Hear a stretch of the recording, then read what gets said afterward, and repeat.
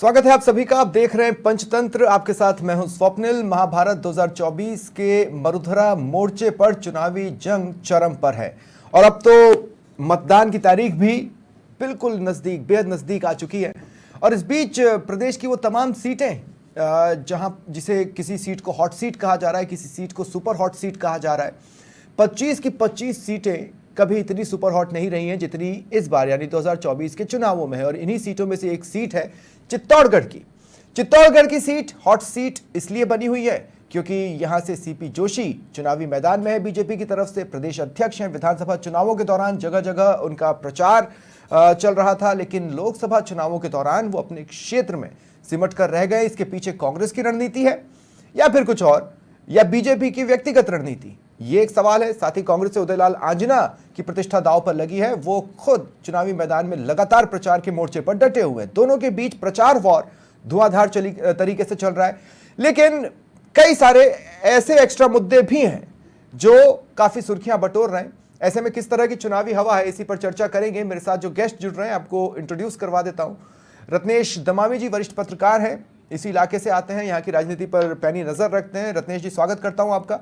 महेंद्र शर्मा संगठन महासचिव है कांग्रेस के, स्वागत है महेंद्र जी आपका भी। और सुधीर जैन जी सह मीडिया प्रभारी हैं बीजेपी के उदयपुर संभाग में। सुधीर जी आपका भी स्वागत है। सुधीर जी आपसे मैं शुरुआत कर रहा हूं। सुधीर जी, राजपूत समाज की नाराजगी बीजेपी के लिए एक बड़ा क्वेश्चन मार्क लेकर आई है नतीजों के ऊपर। क्या चित्तौड़गढ़ में उसका कोई असर आपको दिख रहा है? क्योंकि जहां से हम लोग बैठे हैं वहां से तो दिख रहा है। जहां तक राजपूत समाज की नाराजगी की बात है जी, मैं आपको स्पष्ट कर देना चाह रहा हूं कि लंबे समय से राजनीतिक दृष्टि से चुनाव में राजपूत समाज का भारतीय जनता पार्टी के प्रति वोट रहता है और रहता आया है। और रही बात नाराजगी की उनकी, वो किसी एक बयान के संदर्भ में, तो उसके बारे में स्पष्टीकरण स्वयं रूपाला जी द्वारा भी दिया जा चुका है। और अभी वर्तमान में यहाँ पर राजपूत समाज के कुछ प्रमुख प्रतिनिधियों ने अभी एक प्रेस कॉन्फ्रेंस करके ये बताया कि इसमें संपूर्ण राजपूत समाज के नहीं की तरफ से कोई विरोध नहीं है। और उन्होंने स्पष्ट रूप से कहा कि कुछ लोगों द्वारा इसका विरोध किया जा रहा है, बाकी इसका समस्त राजपूत समाज की तरफ से इसको नहीं देखा। लेकिन सुधीर जी, स्पष्टीकरण को राजपूत समाज ने स्वीकार नहीं किया। आप देखिए जगह जगह पर राजपूत समाज हाथों में गंगा जल लेकर शपथ ले रहा है कि हम बीजेपी को जीतने नहीं देंगे या बीजेपी को हरवाएंगे।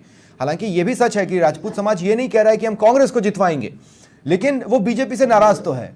और चित्तौड़गढ़ एक ऐसी सीट है जहां पर राजपूत समाज समय समय पर आपके लिए अपनी उपयोगिता साबित करता रहा है।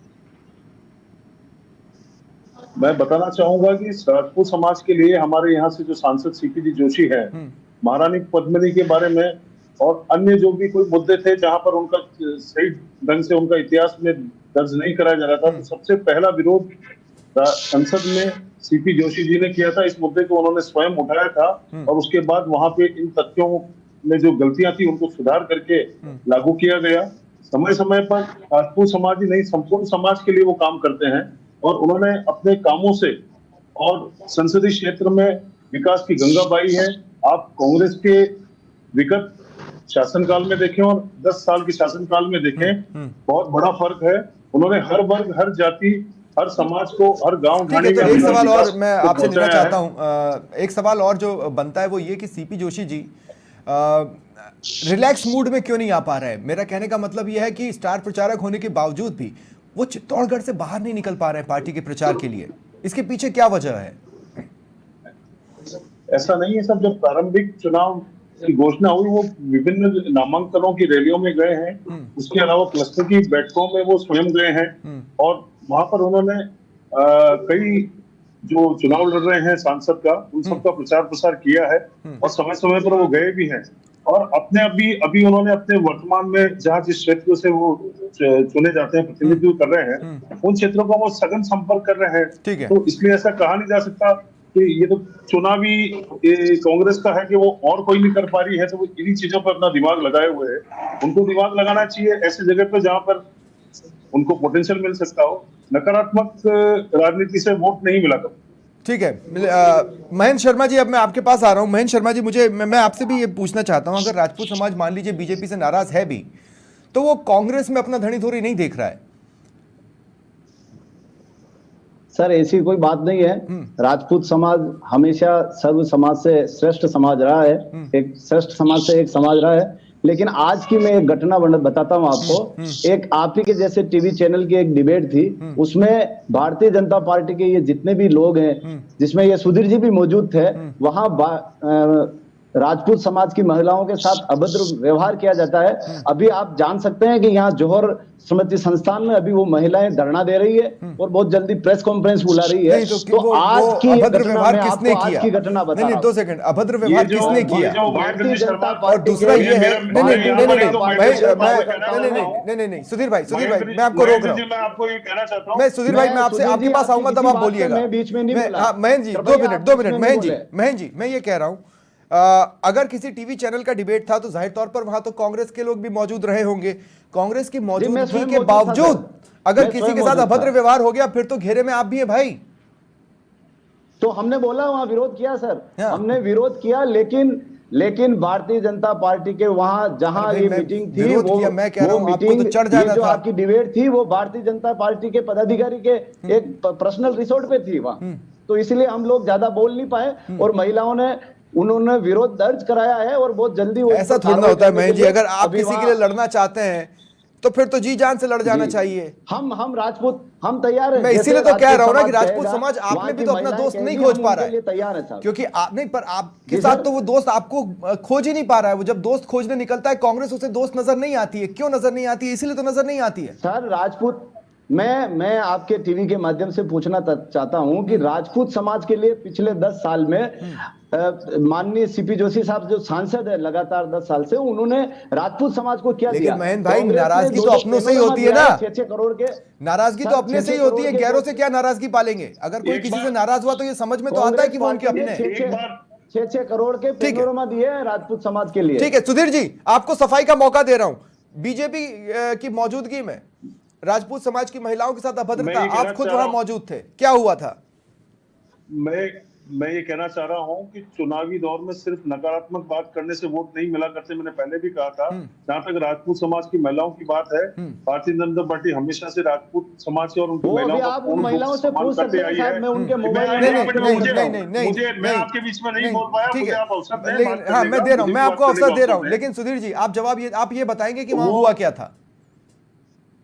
वहां पे किसी चैनल का कार्यक्रम था और उस चैनल वालों की वहां की व्यवस्था थी। वहां भारतीय जनता पार्टी के कोई वहां पे उसको अधिकारी रूप से न तो कोई था वहां पे आयोजक प्रायोजक, तो आप उन महिलाओं के लिए लड़े? मामला था वो चैनल। उन महिलाओं की बात हमने अपनी, किसने कहा कि वो लड़े? हम उन महिलाओं से नहीं लड़े किसी से। मेरे पास वीडियो दे सकता हूं मैं। ठीक है, नहीं उसमें पदाधिकारी को बात करते हुए नजर आ रहे हैं। बिल्कुल पदाधिकारी, बिल्कुल सर, ठीक है, बिल्कुल पदाधिकारी हैं। 2 सेकंड एक्चुअली चूंकि मैं वहां मौजूद नहीं था, मुझे बिल्कुल आइडिया नहीं है कि वहां पर क्या बोला गया और किसके द्वारा बोला गया, इसलिए मैं इस टॉपिक को थोड़ी देर के लिए यहां पर रोक रहा हूं और अपनी डिबेट को मैं और आगे बढ़ाता हूं। ठीक है महेंद्र जी, मेरा सवाल अब आपसे यह है कि देखिए, चित्तौड़गढ़ में सीपी जोशी की भी हैट्रिक दांव पर है। हैट्रिक लगाने की स्थिति कब बनती है? जैसे अगर कोई बॉलर है वो हैट्रिक लेने के मुहाने पर खड़ा है तो कैसे, क्योंकि वो 2 बार विकेट ले चुका है, इसीलिए उस पर तीसरे की का दारोमदार होता है कि वो तीसरा विकेट निकाले। या कोई बल्लेबाज है तो वो 2 छक्के लगा चुका है। चित्तौड़गढ़ में सीपी जोशी 2 छक्के लगा चुके हैं, 2 विकेट उखाड़ चुके हैं आपके, है ना? तो उनको कमजोर तो नहीं आंका जा सकता। सीपी जोशी के नाम का जो बॉलर है, उनके सारे फील्डर भाग चुके हैं। ये सिर्फ दिखावे के रूप में वो फील्डर इनके साथ खड़े हैं, सारे फील्डर भाग चुके हैं। लेकिन विधानसभा चुनावों के दौरान इन्हीं सीपी जोशी ने बीजेपी के लिए स्टार बल्लेबाजी तो की।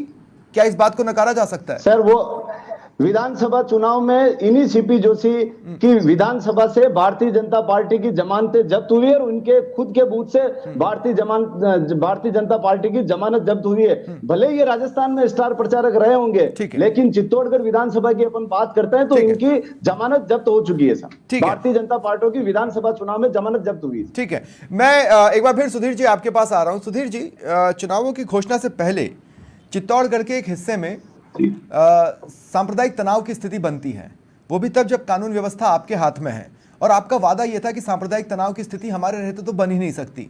चित्तौड़गढ़ में बनी, क्या वो केस सॉल्व भी हो पाया? अगर नहीं हुआ तो क्या ये सवाल नहीं उठेगा कि ये सब कुछ एक फायदा लेने के लिए किया गया था? चित्तौड़गढ़ में अगर ये सांप्रदायिक स्थिति बनी तो उसको तुरंत सुधरी भी है, और आज हालात यहाँ पे बिल्कुल शांतिपूर्ण है। और एक समय था जब राजस्थान में जगह जगह सांप्रदायिक तनाव हुआ करते थे, महिलाओं के साथ बलात्कार हुआ करते नहीं, थे। लेकिन चित्तौड़गढ़ की घटना ने आपकी कानून व्यवस्था पर सवाल खड़े किए ना। और जहां तक अभी महेंद्र जी ने कहा है कि इन्होंने इनकी बैटिंग बॉलिंग की बात कर रहे हैं, तो जिस पद का उन्होंने निर्वहन किया है सीपी जोशी ने, उससे उस पद से उन्होंने राजस्थान में भारतीय जनता पार्टी का कद बढ़ाया है। लेकिन मैं अगर मैं टॉपिक को डिफ्लेक्ट ना होने दूं, सुधीर भाई, अगर मैं टॉपिक को डिफ्लेक्ट ना होने दूं, तो मैं ये कह रहा हूं कि आप ही की कानून व्यवस्था के दौरान तो सांप्रदायिक तनाव फैला ना।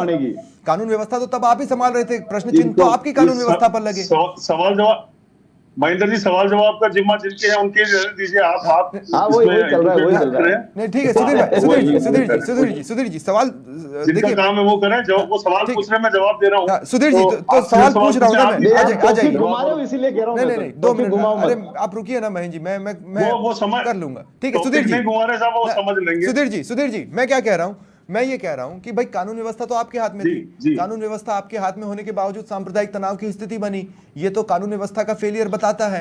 तो लोग आप पर ट्रस्ट क्यों करेंगे? अच्छा, अब मैं ये कह रहा हूं, अगर आप 36 कौम की बात करते हैं तो 36 कौम सोचेगा नहीं कि कानून व्यवस्था इनके हाथ में थी, इसके बावजूद तनाव फैले।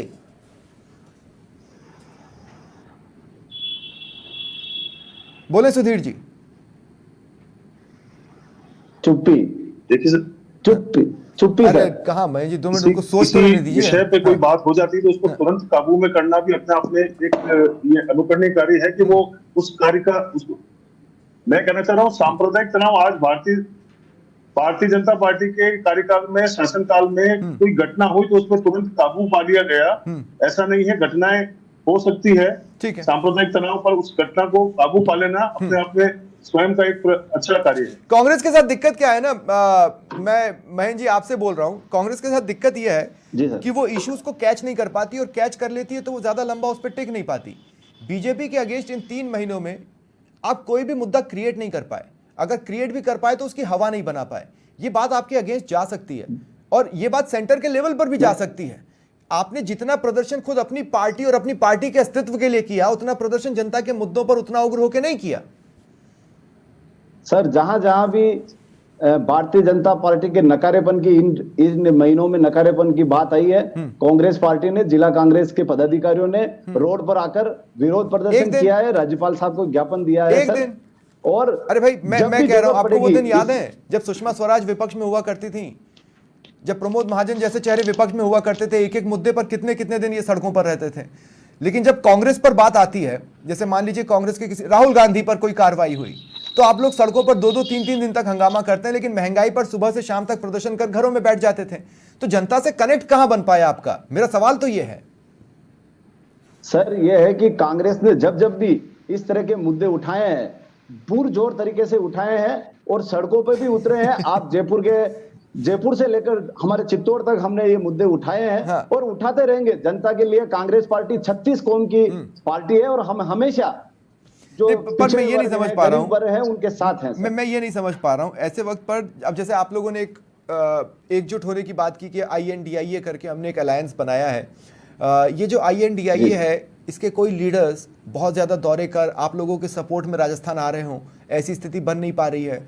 आपके खुद के स्टार प्रचारकों के दौरे किस तरह से चल रहे हैं, वैसी स्थिति देखने में नहीं मिल पा रही है। सचिन पायलट गुट के जिन चेहरों को मिला है, उनके लिए सचिन पायलट पूरी ताकत झोंके हुए हैं, लेकिन बाकी चेहरों का क्या?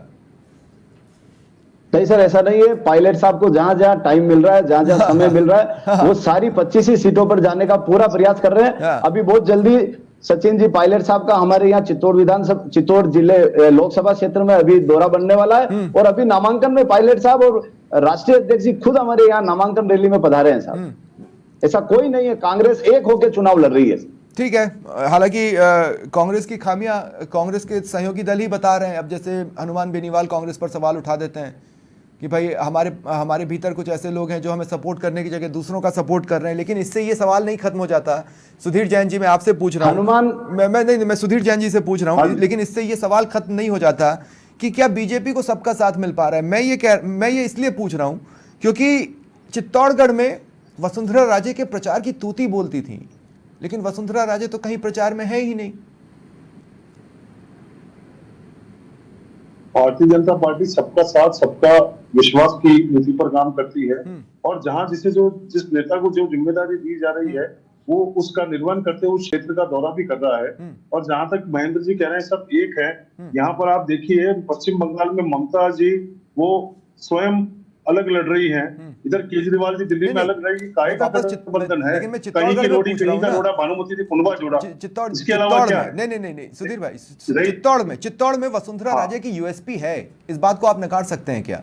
इसके बावजूद वहां तो छोड़िए आप, झालावाड़ 12 के बाहर कहीं प्रचार में नहीं है। राष्ट्रीय उपाध्यक्ष, वो भारतीय जनता पार्टी की राष्ट्रीय उपाध्यक्ष हैं, पूर्व मुख्यमंत्री रही हैं और उनको कई सब जने चाहते हैं उनको, पर उनको जहां पार्टी का निर्देश है, जहां जाना है उस हिसाब से जो निर्धारित होता है। झालावाड़ 12 के बाहर तो जा नहीं रही है, जबकि मुझे ऐसा लगता है कि भाई चित्तौड़गढ़ में तो उनकी इतनी यूएसपी थी कि वो अगर आती तो आपके लिए एक एडेड बेनिफिट होता। वसुंधरा राजे कहीं पर उतरे, ये बेनिफिट पार्टी को नजर ही नहीं आ रहा है।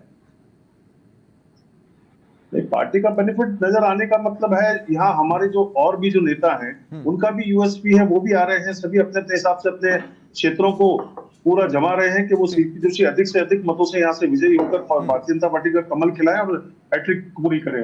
ठीक है महेंद्र शर्मा जी, अब देखिए मेरा सवाल क्या है, आपके कद्दावर नेता हैं CP Joshi, doctor CP Joshi, उनका ये कहना है कि कांग्रेस सिर्फ एक समस्या से जूझ रही है और वो समस्या है कार्यकर्ताओं की कमी। उन्होंने इसका उदाहरण ऐसे दिया कि भाई पहले कोई संतरी आया, वो प्रमोट होकर कांस्टेबल बन गया, फिर कांस्टेबल ने जब सीटी बजाई तो पीछे खड़े लोग नहीं थे। ये कार्यकर्ताओं की कमी या कार्यकर्ता, अच्छा दूसरा ये भी है कि मिसकम्युनिकेशन भी पार्टी में देखने को मिला। भाई प्रत्याशी का चयन हुआ, प्रत्याशी ने कह दिया कि मैं नहीं लड़ूंगा, मैं तो मना कर चुका था। ये चीजें अच्छी नहीं होती हैं चुनावों से पहले। सर आदरणीय डॉक्टर सीपी जोशी साहब एक मनोचिकित्सक भी हैं और सीपी जोशी साहब का जो एक आईक्यू है वो सीधा आईना दिखाना है। तो ऐसी बात नहीं है कि कांग्रेस कार्यकर्ता कोई हताश है, या कांग्रेस कार्यकर्ता जब से उदयलाल आंजना को टिकट मिला है तब से लेकर आज दिन तक पूरे जोश में है। लोकसभा क्षेत्र में एक भी जगह महेंद्र भाई देखिए नाम अनाउंस होने के बाद थोड़ा सा तो उस सफर में स्पीड ब्रेकर्स आए थे, आप भी जानते हैं, मैं भी जानता हूं, किसी से छिपा नहीं है। नहीं सर, उदयलाल जी आंजना के नाम पे कोई स्पीड ब्रेकर नहीं आया सर, कोई मुझे नहीं लगता कि उदयलाल आंजना के नाम पर कोई इफ बट भी हुआ हो। उदयलाल आंजना के नाम पे पूरी लोकसभा क्षेत्र एक थी और जिला कांग्रेस कमेटी ने एक ही प्रस्ताव में उदयलाल जी आंजना का नाम भेजा और उदयलाल जी जिला कांग्रेस कमेटी का वहां जो नेतृत्व, शीर्ष नेतृत्व है, उन्होंने उदयलाल आंजना के नाम पर मोहर लगाई है और हमारे लिए, हमारे कार्यकर्ताओं के लिए बहुत खुशी की बात है। आप इस चीज से अंदाजा लगा सकते हो कि जैसे ही उदयलाल आंजना का नाम डिक्लेयर हुआ और यहाँ के जो सांसद हैं वो अपने एरिया में सिमट के रह गए। उदयलाल आंजना का नाम ही काफी है क्योंकि उदयलाल आंजना किसानों के मसीहा हैं। ठीक है, मैं अंतिम में आप दोनों को 1-1 मिनट और दूंगा। चुनाव नहीं जीते हो। अच्छा रत्नेश दमामी जी भी अब मेरे साथ जुड़ चुके हैं। रत्नेश जी, मेरी आवाज मिल रही है आपको? जी बिल्कुल बिल्कुल। रत्नेश जी, क्या लगता है आपको चित्तौड़गढ़ में वो कौन सा मुद्दा है जो लोगों के बीच में जगह बना पा रहा है? जी मैं आपको बताऊं कि जो अभी तक जो कांग्रेस है, लगभग जो 3 लोकसभा चुनाव चल रहे हैं उसमें बाहर के कैंडिडेट आ रहे थे, तो उससे लेकर भी क्या है कि यहाँ पे ये चल रहा था अभी कि बाहर का कैंडिडेट। लेकिन इस बार जो कांग्रेस ने गेम खेला है उसमें सबसे बड़ा गेम यही है कि उन्होंने उदयलाल आंजना जिन्होंने 98 के अंदर तत्कालीन जो मंत्री थे, वो कदावर नेता थे बीजेपी के जसवंत सिंह, उनको हराया था और उसको लेकर के ये सुर्खियों में आए थे नेशनल लेवल पर। तो उनको कोई जो पहचान है उसकी कोई वो मोहताज नहीं, उनको पहचान की जरूरत है। जिस तरीके से इनके 3 कैंडिडेट थे वो पहचान को उनकी जरूरत थी, भाई उनको कोई जानता नहीं है क्या है क्या नहीं है, लेकिन इनको ऐसी कोई बात नहीं। प्रतापगढ़ से लेकर के उदयपुर के जो 2 विधानसभा क्षेत्र है, वल्लभनगर मावली या आप प्रतापगढ़ ले लीजिए या फिर पूरा चित्तौड़ ले लीजिए, तो यहाँ पे इनको कोई पहचान ऐसी जरूरत नहीं है कि इनको स्पेशली पहचानने के लिए इनको भेजना पड़े या इनको ऐसी कोई बात नहीं है। लेकिन क्या चित्तौड़गढ़ में किसी तरह का कोई अंडर करंट है, जैसा कि कहा जा रहा है, कुछ लीडर्स ये बोल रहे हैं कि एक अंडर करंट चल रहा है, क्या आपने महसूस किया किसी तरह का कोई अंडर करंट चित्तौड़गढ़ में?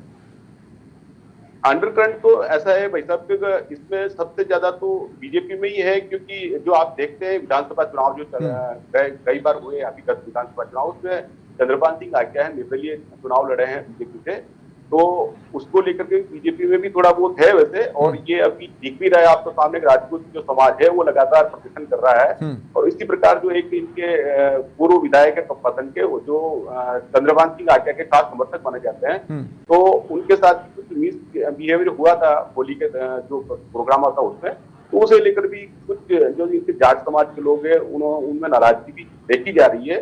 और कुछ लोगों ने अभी गत दिनों पतन क्षेत्र में ही कोई शपथ लेने की भी बात आई कि भाई हम बीजेपी को वोट नहीं देंगे। तो कुल मिला के ये एक बीजेपी दोनों ही जो वर्ग है, राजपूत समाज हो या जाट समाज हो, दोनों को डैमेज कंट्रोल करने का प्रयास कर रही है। अब देखना ये होगा कि बीजेपी इसमें कितना सफल हो पाती है। ठीक है, बहुत बहुत शुक्रिया आप तीनों का मेरे साथ जुड़ने के लिए और इस चर्चा में शामिल होने के लिए। ये था आज का पंचतंत्र। नमस्कार।